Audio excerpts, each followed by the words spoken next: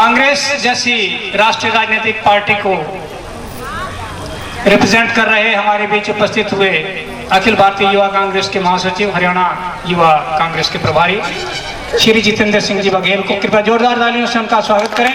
श्री जितेंद्र सिंह जी बघेल कृपया आएं और अपना संबोधन दें। माइक ठीक करना। धन्यवाद। सबसे पहले तो मैं कोई बाहर नहीं आया, मैं आपके घर में ही आया हूँ, आपके परिवार का सदस्य हूँ। ये मत सोचना कि हम बाहर से आए हैं और आपके पड़ोस में ही मैं रहता हूँ दिल्ली में। बहुत बहुत धन्यवाद आयोजक समिति का जिन्होंने ऐसा सामाजिक प्रोग्राम किया। लक्ष्मण सिंह बघेल मेरे बड़े भाई हैं और मेरे मंच पे मेरे बड़े भाई काफी लोग बैठे हुए हैं, चाहे वकील साहब हो, कर्नल साहब हो, हमारे भाई साहब हैं फरीदाबाद से मुझे मेरे रियाल साहब हो, पीछे सरपंच साहब बैठे हुए हैं। बहुत बहुत धन्यवाद। मैं तो केवल इतना कहना आया था, बहुत खुशी हुई मुझे अपने परिवार में आने पर। और अभी हमारी लंबी लड़ाई है। आप ये ना सोचें कि हम लोगों ने बहुत कुछ काम कर दिया है। मैं अभी 3 स्टेट का इंचार्ज हूँ, पूरा देश घूमता हूँ। युवा कांग्रेस में बहुत सारी चीजें मैंने देखी अपने समाज में, बड़ा दर्द होता है।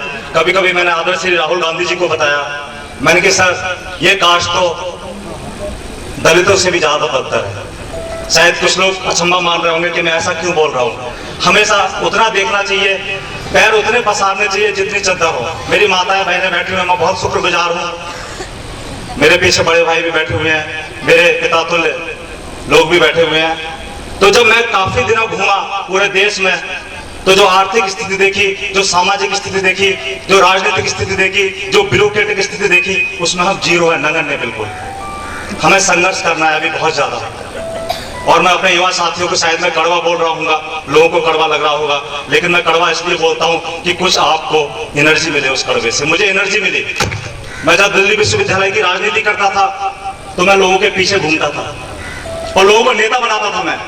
एक दिन मैंने सोचा, 95-96 की बात है, कि जितेंद्र जी तू हमेशा घूमते रहेगा, दूसरों के कंधे पे गोली चलाता रहेगा, अपना कंधा देख, गोली चलाएगा तो बंदूक की दचकी लगेगी, कितना कंधा झुकता है और कितना कंधा ऊपर होता है। उस दिन से मैंने कहा था, गांठ बांध ली कि मैं राजनीति करने जाऊंगा, जबकि मेरा बड़ा भाई खुद आईपीएस है, सीनियर आईपीएस है, वो भी आईजी है। उसने बोला अरे पागल है तू, कहां चक्कर में पड़ रहा है। मेरे फादर खुद एडवोकेट है। कह रहा राजनीति तो गंदी होती है, ये होता है, वो होता है। मैंने कहा मैं कर्नल साहब की बात का जवाब देना चाहूंगा, मेरे बड़े भाई बैठे हुए हैं, कि जब हम जैसे अच्छे लोग आएंगे तो राजनीति खुद स्वच्छ हो जाएगी। और सच्चाई पे हम लोग राजनीति करने वाले हैं। हमारा समाज सच्चाई का समाज है, लॉयल समाज है। वो जिसके साथ रहता है लॉयल्टी से रहता है और सच्चाई के साथ रहता है, सच्चाई के साथ वफादारी करता है, चाहे वो कहीं भी जाए।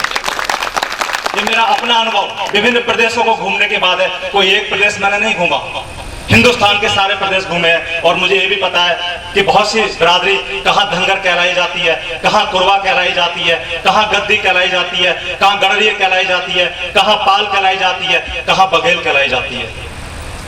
हम लोग बहुत गलत फहमी में रहते हैं।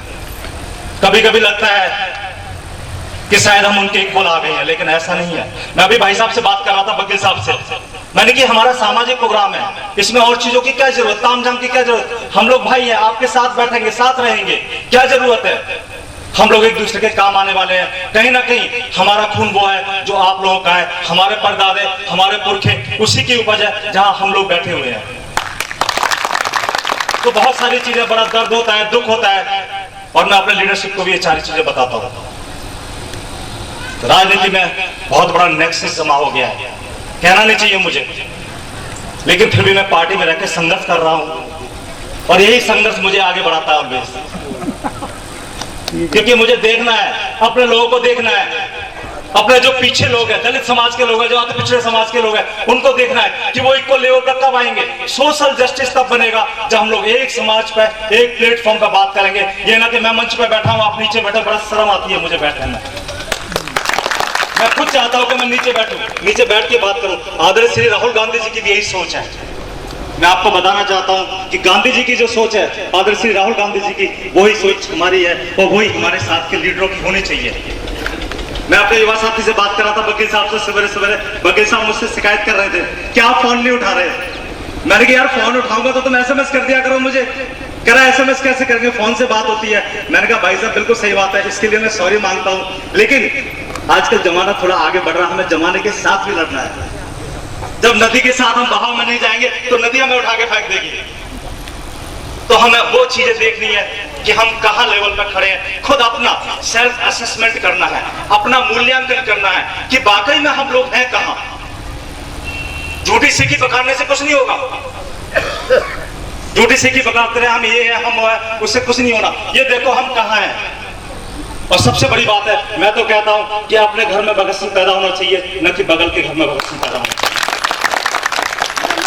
और यही जोश मुझे राजनीति में लाया, और यही जोश आज तक मुझे जो ऑल इंडिया यूथ कांग्रेस में लाया। आदरणीय श्री राहुल गांधी जी की सोच थी, जिन्होंने एक दलित अति पिछड़े लड़के को महासचिव बनाया ऑल इंडिया यूथ कांग्रेस में, और मुझे 3 स्टेटों का प्रभार दिया।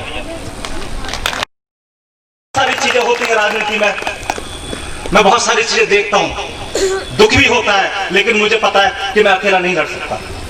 आप जैसे साथी, मेरे युवा साथी पीछे खड़े हैं, जब तक ये लोग पाइपलाइन में नहीं आएंगे तब तक मैं अकेला कुछ नहीं कर सकता। साथियों ध्यान रखना, मैं कोई 3 घंटे की पिक्चर नहीं है कि पिक्चर का हीरो आया सलमान खान या शाहरुख खान और घुमाया और उड़ गया और नीचे आ गया, 3 घंटे में पूरी पिक्चर खत्म कर दी उसने। ये तो जिंदगी की पिक्चर है, वो बहुत लंबी चलेगी, और संघर्ष बड़ा लंबा होता है। जब देश आजाद हुआ तो 1-2 साल में देश आजाद नहीं हो गया। 1857 की लड़ाई और फिर 1947 में देश स्वतंत्र हुआ। उसके बाद भी कहना नहीं चाहिए हम लोग अभी स्वतंत्र नहीं है पूरा, हम लोगों को संघर्ष करना है। मेरी माताएं बहनें खड़ी, आप भी आगे आइएगा।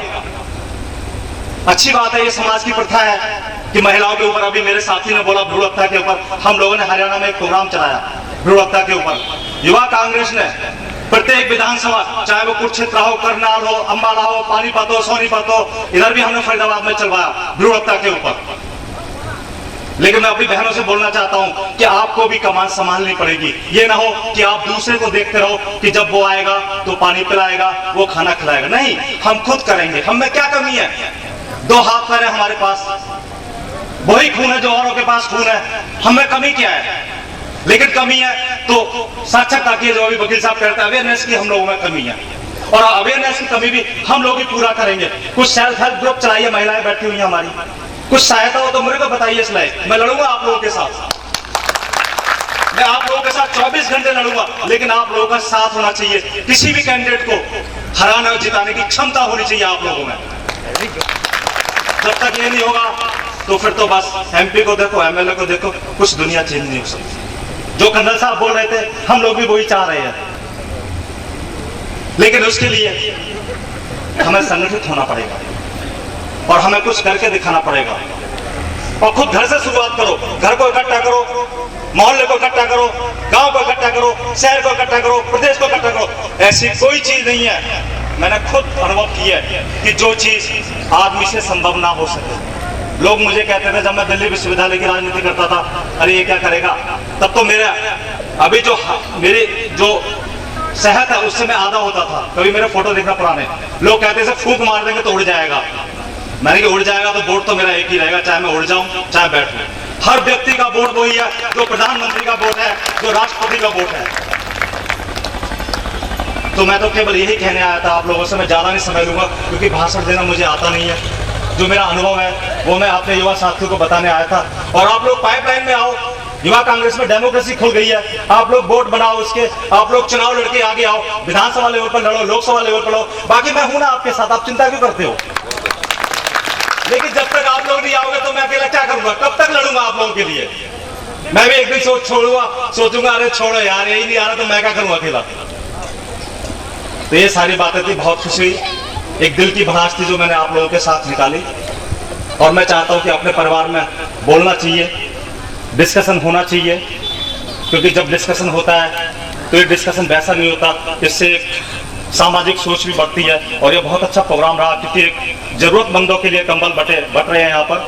और कभी जरूरत पड़े तो भाई साहब मुझे बताना, मैं कांग्रेस कमेटी से भी आपको कंबल दिलाऊंगा यहाँ पर। मैं सोच रहा था तो जितने जरूरत हो, हमारे यूथ कांग्रेस अभी मुजफ्फरनगर शामली में हम लोग काफी राहत कैंप लगा रहे हैं और हम लोग काम करेंगे। हम लोग सामाजिक काम करने में विश्वास रखते हैं क्योंकि हम सामाजिक व्यक्ति हैं। राजनीति एक सामाजिक होती है, लोगों ने स्वरूप बिगाड़ दिया, लेकिन मेरा मानना है कि जब समाज में रहना है, सामाजिक काम करने हैं, तो वही राजनीति है और वही समाज है।